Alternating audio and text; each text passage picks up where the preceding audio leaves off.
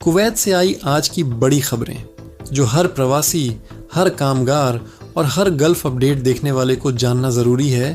आखिरी खबर आपको चौंका देगी।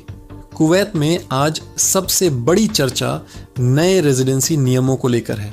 सरकार ने विदेशी नागरिकों के लिए फीस, रिन्यूअल और रहने की शर्तों में बदलाव शुरू कर दिया है। इसका सीधा असर लाखों एक्सपैट्स और उनके परिवारों पर पड़ेगा और आने वाले समय में कड़े डॉक्यूमेंट नियम देखने को मिल सकते हैं। आर्थिक मोर्चे पर भी बड़ी हलचल है। कुवैत के नए बजट में घाटा तेजी से बढ़ने का अनुमान लगाया गया है, जिसकी वजह तेल से होने वाली आय में कमी बताई जा रही है। सरकार अब नई आर्थिक रणनीतियों और निवेश मॉडल पर काम कर रही है।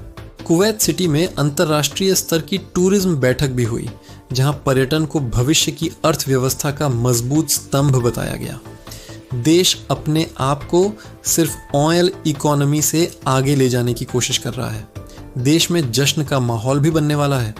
राष्ट्रीय दिवस और लिबरेशन डे को लेकर 2 दिन की सरकारी छुट्टी घोषित कर दी गई है। पूरे कुवैत में बड़े कार्यक्रम और सेलिब्रेशन की तैयारी शुरू हो चुकी है। सबसे चिंता वाली खबर पर्यावरण से आई है।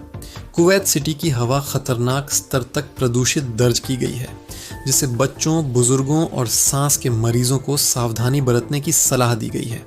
यही थी आज की कुवैत की सबसे ट्रेंडिंग और बड़ी खबरें।